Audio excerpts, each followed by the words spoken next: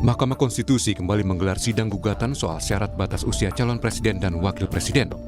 Sidang syarat usia capres-cawapres di bawah 40 tahun itu diajukan oleh mahasiswa Fakultas Hukum Universitas Nahdlatul Ulama Indonesia, Brahma Aryana. Gugatan itu bermuatan agar hanya pejabat gubernur di bawah usia 40 tahun saja yang dapat maju capres-cawapres. Artinya kepala daerah selain level gubernur yang belum berusia 40 tahun tidak dapat maju dalam ajang Pilpres. Hal ini mendapat tanggapan dari Ketua Majelis Kehormatan MK Jimli Asyidiki yang menilai jika gugatan mahasiswa Universitas Nahdlatul Ulama dikabulkan oleh MK, maka akan berlaku untuk pemilu tahun 2029 karena tahapan pemilu 2024 sudah bergulir.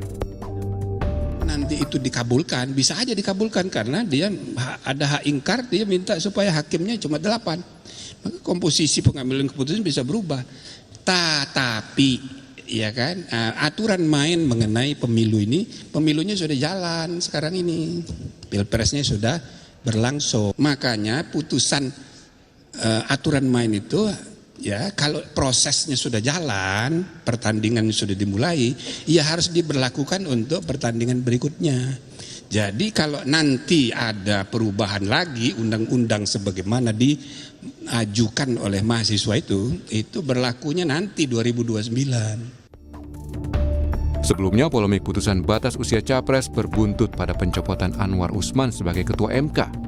Namun, Anwar Usman merasa sudah difitnah dan disudutkan oleh berbagai pihak.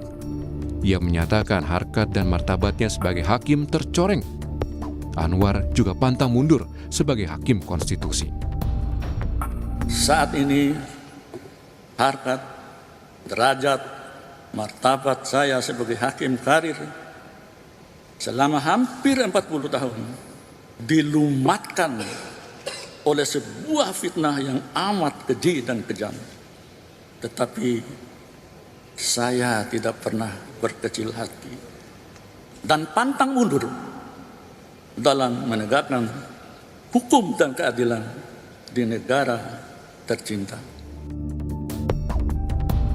Dalam sidang perdana gugatan baru usia capres-cawapres, penggugat diminta memperbaiki permohonannya. Namun penggugat meminta majelis hakim mempercepat pembacaan putusan gugatan ini karena ingin mendapat kepastian hukum soal legitimasi pemilu pasca sanksi etik terhadap Anwar Usman. Tim Liputan, Kompas TV.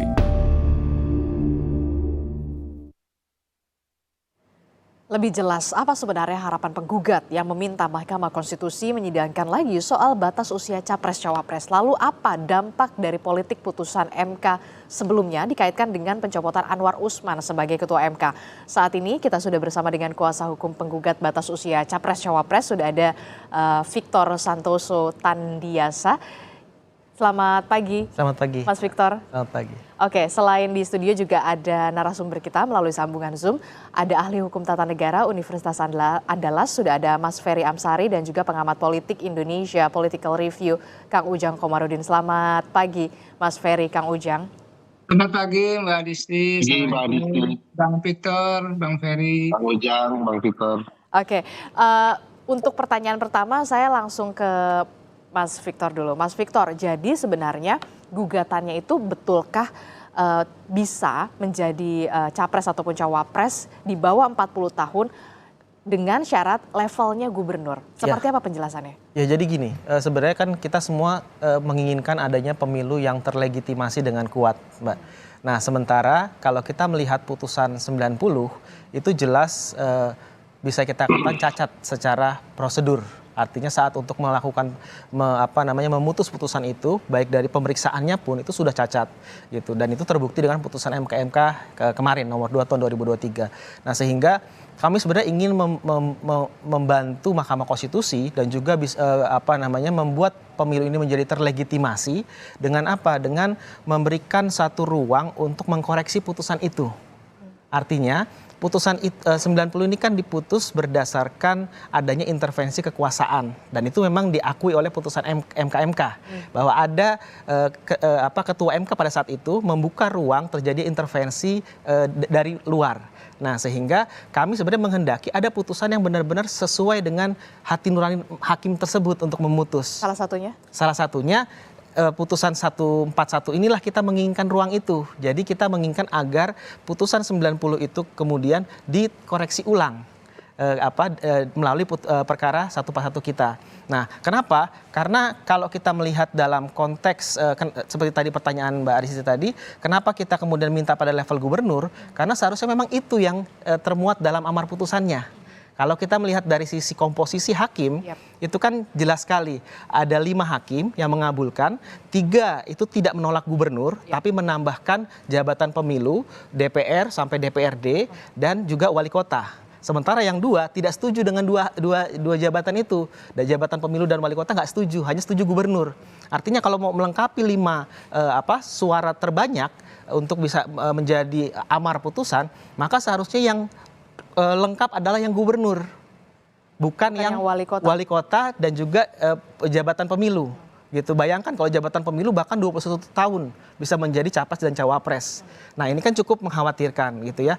Nah, dalam konteks ini kita melihat kalau misalnya kita melihat dari mekanisme pengambilan keputusan itu ada di pasal 45 ayat 5 Undang-Undang MK. Itu kalau tidak terjadi memang kalau tidak terjadi musyawarah mufakat dari suara terbanyak, maka itu ketua sidang pleno lah yang menentukan. Nah, kalau kita lihat dalam runutan penanganan perkara 29, perkara 55, perkara 51, ini Pak Ketua tidak hadir dalam sidang itu. Tapi dalam perkara 90-91 dia hadir. Gitu. Nah, kalau dia hadir, otomatis ketua sidang plenonya adalah ketua MK. Nah, sehingga itulah yang kemudian bisa ditarik dari kesimpulannya adanya konflik kepentingan, adanya intervensi dari pihak luar. Inilah yang kemudian menguatkan bahwa pengambilan keputusan yang menjadi amar saat di dalam putusan 90 adalah karena adanya dua hal tersebut gitu. Oke, termasuk juga terbaru adalah informasinya harus diperbaiki, betul? Iya. Apa yang perlu diperbaiki kembali? Baik dari proses persidangannya pun sebenarnya harus diperbaiki kembali, makanya kita melakukan proses pengujian ulang. Jadi kalau kita melihat dalam Undang-Undang Kekuasaan Kehakiman, di mana MK juga menjadi bagian dari pelaku kekuasaan kehakiman, di pasal 17 itu jelas kalau seandainya terjadi suatu putusan yang ada konflik kepentingan di dalamnya, maka itu batal demi hukum. Nah, masalahnya untuk menyatakan batal demi hukum kan harus ada lembaganya. Tidak bisa serta-merta publik mengatakan batal demi hukum. Harus ada lembaga yang menyatakan. Sehingga apa? Dengan adanya perkara 141 ini, inilah yang kemudian nanti akan menjadi satu putusan yang bisa menyatakan bahwa putusan 90 itu dinyatakan batal dan kemudian yang berlaku adalah yang putusan 141. Sehingga proses penyelenggaraan pemilu ini menjadi terlegitimasi. Karena putusan 90 ini kan telah melahirkan PKPU nomor 23 tahun 2023. Nah, ini yang dijadikan dasar untuk syarat pencapresan. Kalau ini kemudian dasarnya cacat, maka pemilihnya akan menjadi cacat hukum. Gitu. Oke, saya langsung ke Mas Ferry. Mas Ferry, kalau melihat tadi tayangan berita sebelum kita dialog, Pak Jimli Hasyidiki mengatakan kalau memang ada pengkoreksian soal putusan 90, kemudian putusan 90 yang baru ini akan diberlakukan di tahun 2029, bukan pemilu di 2024. Sebenarnya apakah mungkin ini berlaku di 2024? Jadi saya pikir pendapat Prof. Jimli itu tidak merepresentasikan Majelis Kehormatan Mahkamah Konstitusi. Karena kalau MK dia tidak akan mencampuri urusan Mahkamah Konstitusi baik di internal MK maupun sifatnya berupa putusan. Pernyataan beliau itu tidak relevan karena mengandung seolah-olah putusan MK itu harus diberlakukan ke depan atau di pemilu berikutnya. Karena bukan begitu alasannya. Kalau tahapan pemilu sudah berlangsung, sudah hampir 8 bulan lebih tahapan pemilu itu berlangsung. Putusan 90 dijatuhkan juga saat tahapan pemilu berlangsung. Tapi kalau alasannya dikatakan Prof. Jimli adalah dikhawatirkan bisa menimbulkan kekacauan pemilu. Menurut Anda sense? Kalau putusan 90 lebih kacau lagi dalam tahapan pemilu. Jadi tidak relevan alasan beliau itu karena bukankah MK dibentuk untuk memperbaiki kekacauan yang ditimbulkan putusan 90. Nah sekarang setelah terbukti adanya pelanggaran hukum berat, maka tentu ada ruang bagi kita untuk memperbaikinya. Benar tidak bisa serta-merta karena MK bukanlah atasan Mahkamah Konstitusi, bukan peradilan yang bisa mengatur banding. Jadi mereka tidak boleh memutus objek perkara yang ditangani MK. Lumrahnya di MK ada tradisi bahwa putusan MK yang lalu bisa diperbaiki melalui putusan MK yang baru. Ya. Nah sekarang kan yang diajukan oleh teman-teman 141 ini, Mas Victor dan teman-teman, kan berupaya menjelaskan bahwa putusan 90 itu bermasalah karena ada alasan yang baru nih, yaitu putusan MK. Nah MK mestinya melihat bahwa putusan MK itu mengikat diri mereka, bahwa mereka telah terlibat melakukan pelanggaran etik. Kalau yang berat 1, tetapi 8 lain kan juga kena pelanggaran etik. Oke. Soal proseduralnya, soal yang lain. Oke, nah, tapi menurut tapi yang kemudian menjadi pertanyaan selanjutnya adalah kemudian bisakah gugatan baru ini sebenarnya diputus dengan cepat? Oh iya bisa, karena kan praktiknya bisa gitu ya. Saya mau contohkan misalnya ada kasus IKTP, diputus sehari, perkaranya cuma 3 hari. Ada perkara PHPU Pileg ya, kalau IKTP itu pengujian undang-undang. Ada PHPU Pileg, baru 1 kali pendahuluan, besoknya sudah sidang putusan. Jadi kalau bicara cepat ya bisa, apalagi objeknya sudah pernah diperiksa. Saya merasa tidak perlu lagi didengarkan DPR dan pemerintah, toh alasannya akan sama, tidak akan mungkin beda. Tidak perlu lagi ahli, toh sudah ada penjelasan ahli di perkara 90 yang objeknya juga sama. Tinggal MK memutuskan dengan berniat baik ya, merefleksikan diri bahwa apa yang mereka lakukan dalam putusan 90 banyak kealpaan yang terbuka dan bisa dilihat oleh publik. MK tidak perlu juga menjustifikasi bahwa mereka tidak bisa didikte, tidak ada yang bisa mendikte MK. Ini panggilan hati nurani, benar nggak kemudian mereka mematuhi apa yang disebut di dalam putusan MK. Dan orang bisa melihat kealpaan di putusan 90. Ya tinggal diputuskan, jadi praktiknya sudah banyak. Oke, kalau Anda mengatakan sebenarnya bisa cepat karena ada beberapa contoh yang tadi Anda soal KTP dan juga lain sebagainya. Kemudian ini juga sudah terlanjur mendapatkan atensi publik yang begitu besar, bahkan satu negara begitu ya. Anda melihatnya mengapa alasan yang seharusnya bisa cepat tapi kemudian seolah-olah begitu tidak bisa begitu?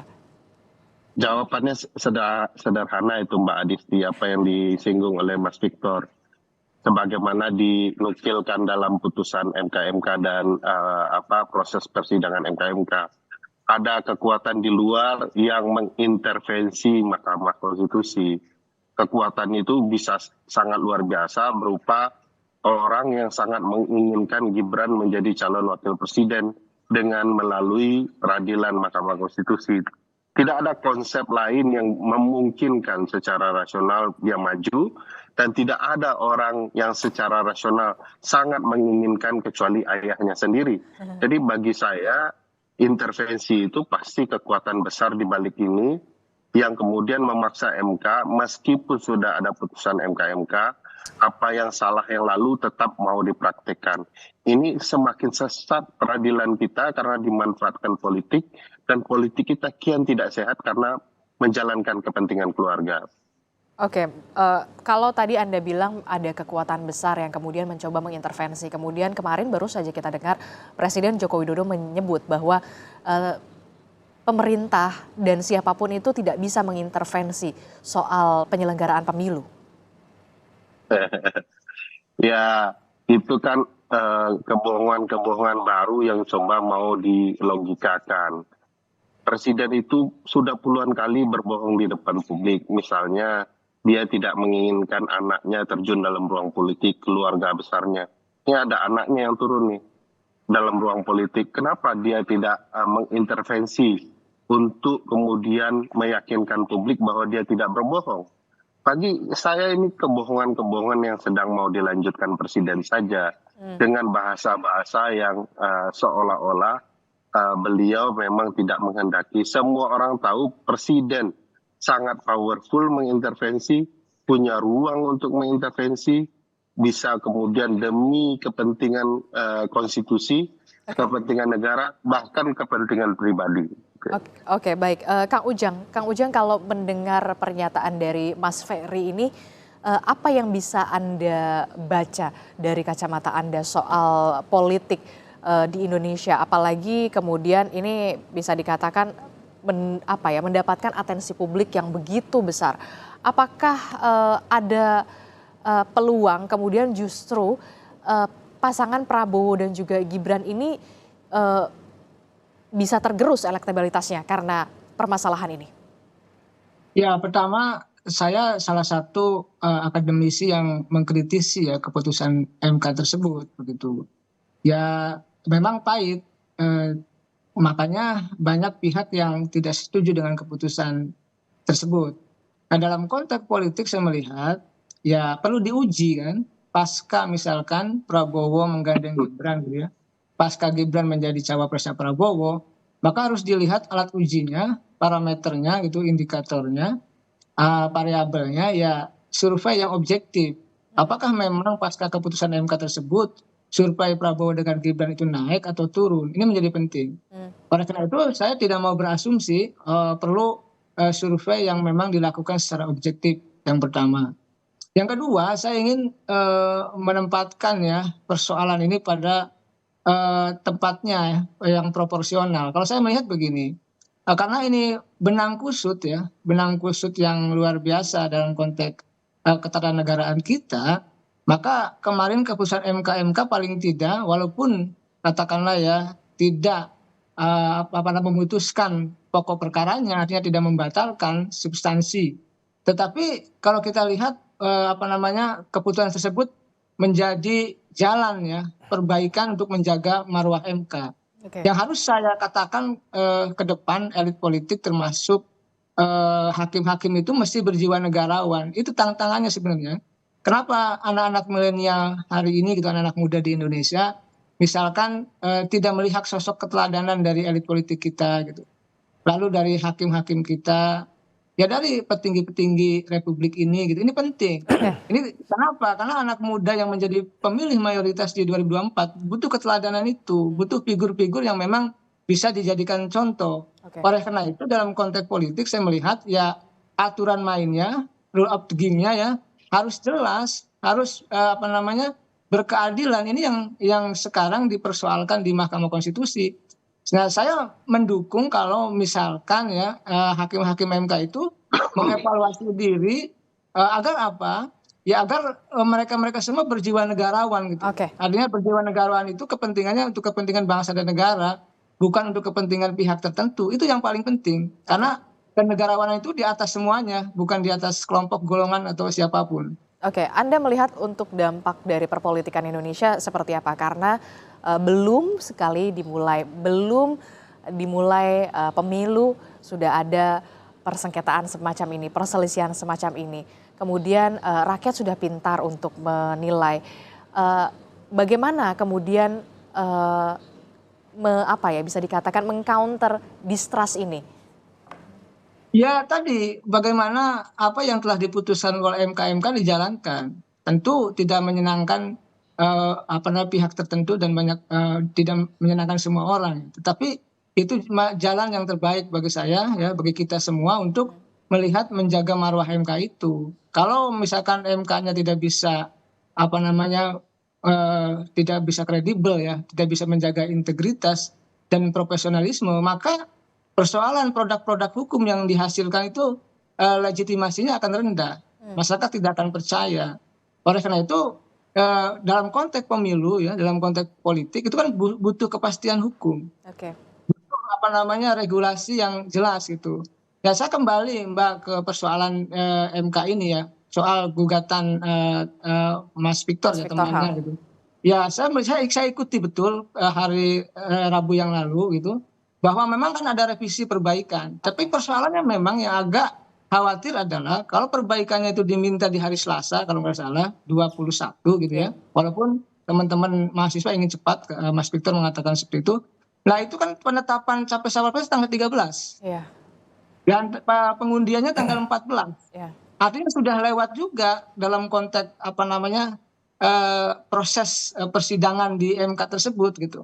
Oke. Nah, oleh karena itu saya melihat gitu ya, ini berpacu dengan waktu ya, karena tadi ya kita memang ingin melihat bahwa legitimasi pemilu ini memang harus tinggi, karena itulah rasa kepercayaan. Karena Oke. kalau masyarakatnya distrust ya, tidak percaya gitu terkait dengan MK, termasuk dengan juga persoalan pemilu, ini akan menjadi persoalan, bisa menjadi konflik. Betul. Oleh karena itu untuk menghindari konflik itu ya kita harus percaya dengan penegakan hukum ke depan. Oke. Apapun keputusannya nanti ke depan itu harus kita percaya seperti itu. Oke. Mas Victor dan juga Brahma ini kemudian bisa dikatakan seolah-olah berburu dengan waktu, mengejar waktu. Walaupun Prof. Jimli mengatakan kemudian ketika putusan 90 ini dikoreksi, hasilnya akan seperti apa, diberlakukan di pemilu berikutnya. Itu artinya 2029. Pesimiskah Anda? Jangan dijawab dulu, tetap bersama kami di Sapa Indonesia Pagi. Terima kasih Anda masih bersama kami di Sapa Indonesia Pagi. Saudara, kami masih melanjutkan dialog kita di pagi hari ini bersama dengan Mas Victor selaku kuasa hukum dari penggugat. Kemudian juga ada Mas Ferry Amsari dan juga ada Kang Ujang Komarudin. Saya ke Mas Victor dulu. Mas Victor, ini kan tadi disebutkan kemudian seharusnya memang bisa cepat prosesnya. Tapi kemudian Prof. Jimli mengatakan ketika putusan ini nanti dirubah atau dikoreksi begitu, nah hasil putusan 90 ini baru bisa diberlakukan di pemilu berikutnya. Apakah Anda masih optimis? Kami sebenarnya punya niat baik ya untuk bisa memberikan MK ruang untuk membangun kepercayaan publik. Karena kalau tidak seperti itu maka nanti bagaimana nasib perselisihan hasil pemilihan umum yang kemudian masih dinaungi dengan ketidakpercayaan publik yang begitu besar sampai saat ini. Dan terkait dengan pernyataan Prof. Jimli, memang saya juga sebenarnya cukup sedikit menyesalkan. Kenapa? Karena harusnya itu tidak keluar dari seorang ketua MK. Karena bukan ruangnya itu untuk kemudian menyimpulkan bahwa putusan ini akan berlaku ke depan. Karena dalam beberapa praktek putusan MK juga bisa berlaku surut bahkan gitu. Nah, kalau dalam konteks pesimis atau optimis, kami tentunya tetap harus optimis dalam menangani perkara ini. Karena apa? Sebenarnya tanpa kita perbaikan pun kalau MK punya itikat baik untuk memberikan kepercayaan, mengembalikan kepercayaan publik kepada MK dengan waktu yang cepat, maka seharusnya MK bisa saja langsung memutus gitu dan tidak perlu melihat posita kita, dia bisa membantu seperti putusan 90 kan seperti itu. Bagaimana kita melihat positanya, lalu kemudian bagaimana MK membangun pertimbangan hukumnya, itu kan sangat jauh sekali sebenarnya, tapi MK membantu untuk kemudian mengakomodir keinginan dari pemohon. Nah, artinya ini juga bisa dilakukan seharusnya dalam perkara 141. Tapi karena memang kami melihat itu belum ada di Mahkamah Konstitusi, terutama pada hakim panel kemarin, maka kami meminta untuk perbaikan.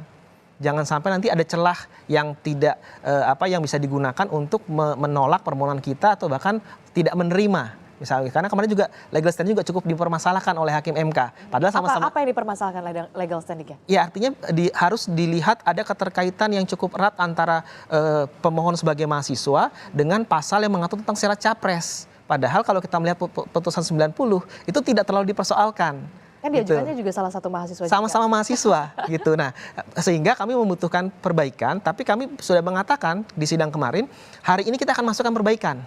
Nah, hari ini jam 2 siang kita akan masukkan perbaikan. Tujuan kita agar apa? Agar MK bisa segera RPH dan memutus. Gitu. Itu kalau memang MK lagi-lagi punya itikat baik untuk mengembalikan marwah Mahkamah Konstitusi. Oke. Saya ke Mas Ferry. Mas Ferry pasti kemudian menyaksikan juga kemudian kemarin pernyataan dari Pak Anwar Usman soal yang menyatakan bahwa ini adalah salah satu bentuk untuk intervensi, kemudian membunuh karakter, dan ia akan tetap bisa dikatakan pantang mundur. Anda melihatnya seperti apa? Iya. Pertama saya mau respon dulu pernyataan Prof. Jimli baru ke Pak Anwar Usman. Kalau logika Prof. Jimli itu kita benarkan bahwa seluruh putusan MK yang ada di dalam tahapan berlaku 2029 maka sudah pasti putusan 90 PUU 21 Romawi tahun 2023 juga diberlakukan 2029. Sebab putusan ini dijatuhkan ketika tahapan berlangsung. Jadi kalau ada yang memakai pendapat Prof. Jimmy, saya setuju juga kalau putusan 90 itu diberlakukan 2029. Nah, kalau soal Pak Anwar Usman, saya meyakini sederhana ya, bahwa tentu orang boleh menyampaikan curah hatinya ya, yang terdalam karena baru saja dipecat menjadi orang nomor 1 di Medan Merdeka Barat, gedung Mahkamah Keluarga menurut Google Map ya, yang menurut saya ya diperbolehkan. Tetapi ya kalau dilihat sifat negarawan, satu-satunya penyelenggara negara yang dipersyaratkan diisi oleh negarawan menurut pasal 24C Undang-Undang Dasar ya hanya hakim konstitusi. Bahkan presiden pun tidak dipersyaratkan seorang negarawan. Kalaulah seorang negarawan dinyatakan bersalah, dia harus bercermin besar kepada dirinya sendiri bahwa dia memang bersalah, ada putusan peradilannya. Jadi bahkan kalau saya lihat ya, kalau kemudian hakim-hakim konstitusi berupaya menunda-nunda perkara 141 ini juga bukan menunjukkan negarawan. Padahal ada maksim hukumnya ya, ada gium hukumnya. Justice delay is justice denied ya. Menunda-nunda keadilan, proses hukum adalah ketidakadilan itu sendiri. Jadi 9 orang ini akan diduga kian terpuruk ya, melakukan pelanggaran etik karena mengikuti kepentingan politik. Semakin hari semakin terlihat wajah kepentingan politik sedang mengintervensi MK. Jadi jangan sampai nanti akan ada proses MK-MK kedua melaporkan bahwa hakim konstitusi sedang menunda-menunda persidangan, termasuk apa yang sudah dilakukan Pak Anwar Usman. Boleh curhat, tetapi jangan berlebihan mengatakan bahwa putusan MK-MK itu adalah bagian dari fitnah. Itu juga pelanggaran etik baru gitu ya.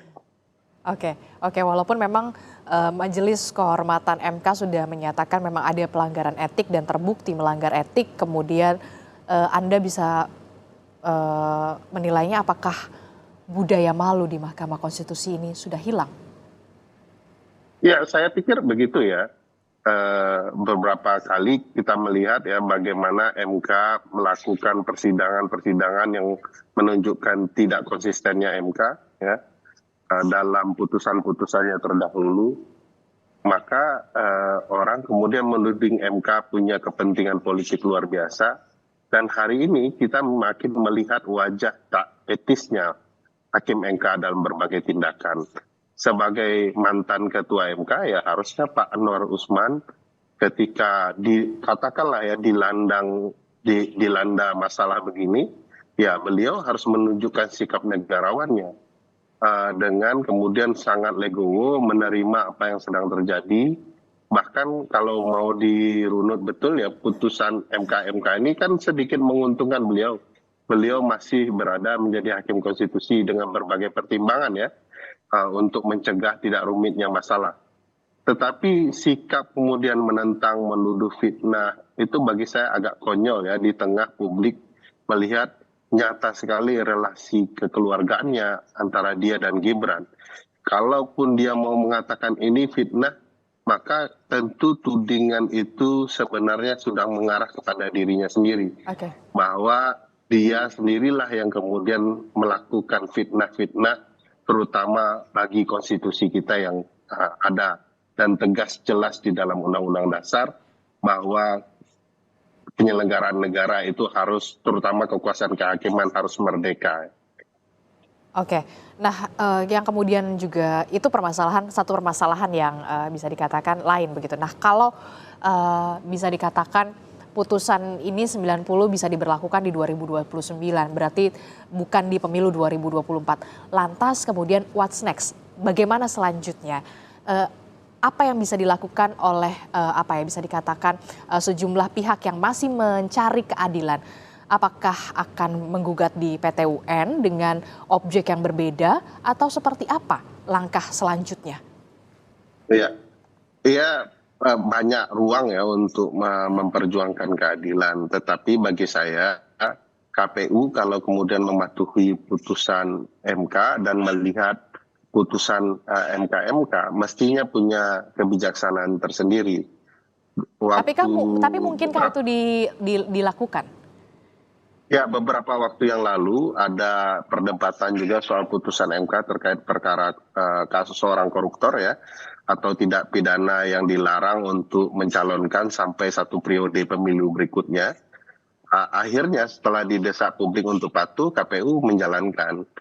Jadi kalau KPU konsisten menjalankan kepentingan publik, mestinya ya KPU mengabaikan putusan 90 karena terbukti putusan itu dijatuhkan karena melanggar etik, agar kemudian perdebatan konstitusional mengenai calon wakil presiden kita yang merupakan anak presiden bisa terhindari dan kita betul-betul menghadapi pemilu dengan baik. Oke, tapi ini kan bukan upaya untuk menghalangi Mas Gibran ya, ini upaya untuk menegakkan nilai-nilai konstitusional. Tapi kan kalau dibilang katanya putusan MK ini final dan mengikat, apakah mungkin dilakukan oleh KPU? Makanya saya menjelaskan bahwa memang di dalam putusan pasal 24C Undang-Undang Dasar dan pasal 10 Undang-Undang MK ini final penjelasannya menyebut binding begitu ya. Tetapi ada tradisi di MK berbagai putusannya yang dianggap salah itu diperbaiki oleh putusan yang baru. Jadi ini kesempatan MK, betul Mas Victor, menurut saya ini kesempatan penting bagi MK mengembalikan marwahnya dengan memperbaiki putusan 90 melalui putusan 141. Kalau kesempatan ini hilang, ini kehilangan momentum, orang akan memindahkan ya relasi dinasti politik yang awalnya antara keluarga Jokowi dan Anwar Usman, sekarang dengan keluarga Jokowi dan Mahkamah Konstitusi secara menyeluruh. Jadi bagi saya hakim-hakim konstitusi juga mestinya bijaksana dan tidak takut intervensi siapapun. Jangan kalau kepada warga negara biasa seperti Mas Victor diketatkan legal standingnya, tetapi kepada orang yang berkaitan dengan kepentingan keluarga presiden dilepaskan legal standingnya. Saya kemarin menguji undang-undang juga berdasarkan putusan MK 112 soal pimpinan KPK, sama persis dengan dasar hukum yang digunakan dalam putusan 90. Nah, pertanyaan besarnya kenapa kami publik dimintakan buktikan bahwa telah terjadi ketidakadilan yang tidak dapat ditoleransi sehingga MK bisa memutuskan perkara open legal policy, dimintakan kepada saya. Padahal apa itu ketidakadilan yang tidak dapat ditoleransi dalam perkara pemilu? Hampir bisa dikatakan tidak ada. Kalau ketidakadilan tentu mungkin ada, tapi yang tidak dapat ditoleransi. Padahal batasan-batasan hak itu ditentukan Undang-Undang Dasar. Begitu untuk anak Jokowi tidak dimintakan pemohon untuk membuktikan apakah dengan adanya syarat pencalonan jadi calon presiden dan calon wakil presiden telah timbul ketidakadilan yang tidak dapat ditoleransi. Jadi MK sudah bertindak tidak adil dalam berbagai putusan terhadap masyarakat luas. Nah, sekarang mereka ulangi lagi dengan Victor dan teman-teman gitu ya. Jadi Anda menilai ada pilih kasih di situ? Oh iya, ini sudah dari awal pilih kasih. Kalau kemarin mereka menerapkan satu legal standing yang ketat, harus membuktikan telah terjadi ketidakadilan yang tidak dapat ditoleransi, nggak akan naik perkara ini. Saya yakin mereka tidak akan memutuskan ini karena ada berbagai konflik kepentingan. Dan paling diingat, tahapan sudah berlangsung. Kok tiba-tiba ketentuan aturan main diubah? Jadi ini jelas-jelas ketidakadilan itu sendiri berdasarkan putusan MK. Oke. Terakhir ke Kang Ujang. Kang Ujang, apa yang bisa terjadi dalam perpolitikan di Indonesia kalau misalkan sebelum pemilu saja sudah begini? Bagaimana kemudian nanti hasil pemilunya, hasil pilpresnya? Anda membaca kemudian ada distrust dari sejumlah pihak dan juga rakyat menurut Anda? Iya, ini yang kita khawatirkan ya. Publik atau rakyat Indonesia tidak percaya lagi kepada katakanlah produk-produk hukum ya yang diputuskan oleh Mahkamah Konstitusi. Karena kita tahu bahwa MK itu bukan hanya menangani perkara soal perkara 90 saja, tetapi kan nanti ada sengketa pemilu yang akan diputus juga di 2024 nanti. Nah, kalau nanti sengketa pemilu misalkan terkait dengan capres cawapres, terkait dengan pemilu legislatif, pemilihan kepala daerah, lalu tidak bisa dipertanggungjawabkan ya legitimasinya, maka ya sulit bagi publik untuk bisa mempercayai itu. Oleh karena itu, mari kita bersama-sama ya bahwa tadi hakim-hakim MK, kalau saya sih mengatakannya berjiwa negarawan, bahwa kepentingannya bangsa dan negara ini harus diutamakan, menjadi prioritas. Karena kalau ingin menjaga marwah, harkat dan martabat MK ya, suka tidak suka, senang tidak senang, harus menjaga integritas itu, menjaga kepercayaan publik itu. Karena pemilu itu soal legitimasi. Jika legitimasinya tinggi, ya artinya publik sangat trust, sangat percaya dengan hasil pemilu itu. Tetapi kalau legitimasinya rendah, artinya tadi sebaliknya, publik tidak percaya dengan hasil-hasil yang terjadi. Tetapi apapun itu, saya sih melihat ya ini tentu kita dalam bernegara perlu refleksi ya, perlu evaluasi bahwa kita anak-anak bangsa yang peduli terhadap bangsa ini. Kalau ada kekurangan ya kita perbaiki, kalau ada yang bolong ya kita tambal, kalau ada yang kurang kita tambah. Oleh karena itu bolong-bolong bisa kurang-kurang ya yang ada di Mahkamah Konstitusi, baik terkait dengan pelanggaran etik yang sudah diputuskan oleh MK, maupun katakanlah gugatan-gugatan yang baru ya 141 atau nanti gugatan-gugatan yang lain, maka mesti menjadi cermin untuk keadilan. Karena bagaimanapun bermasyarakat, bernegara, termasuk melakukan proses pemilu itu butuh kepastian hukum. Nah dalam konteks itu maka kepastian hukum itu ya harus dibangun konstruksinya oleh para hakim-hakim yang memang menjadi kewenangan dan punya tanggung jawab di situ. Okay. Ya mari kita sama-sama ya menjaga bangsa ini. Saya sepakat dengan publik, dengan masyarakat yang mengawasi, mengontrol jalannya pemerintahan, termasuk mengawasi Mahkamah Konstitusi. Karena cenderung ya kekuasaan dimanapun ya, baik di eksekutif, legislatif maupun yudikatif, kalau tidak dikontrol, tidak diawasi ya tentu banyak yang menyalahgunakan. Ya sekarang saja kita sudah awasi, sudah kontrol dengan ketat. Kita tahu bagaimana misalkan MK juga kecolongan memutuskan yang katakanlah dianggap tidak berkeadilan begitu. Oke. Ya, optimis itu, harapan itu selalu digantungkan setinggi-tingginya, walaupun memang kita bisa melihat rakyat ini sudah pintar, mana yang tahu, mana yang baik dan juga mana yang buruk. Itulah yang kemudian harus di underline. Terakhir, Mas Victor, hari ini di pukul berapa akan rencananya ke Mahkamah Konstitusi untuk menyerahkan hasil perbaikan? Ya, loket penerimaan itu kan tutup jam 3. Jadi kami jam 2 sudah akan mendaftarkan perbaikan permohonan gitu. Oke, harapannya?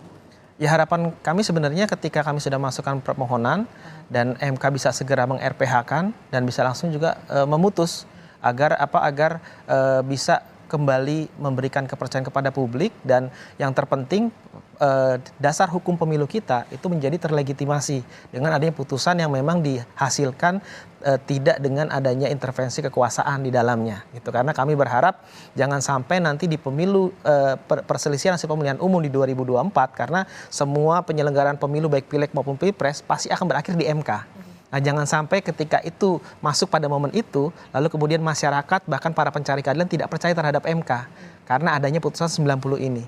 Nah, termasuk juga dampak-dampak gugatan-gugatan terhadap penyelenggaraan pemilu, baik itu ke Petun.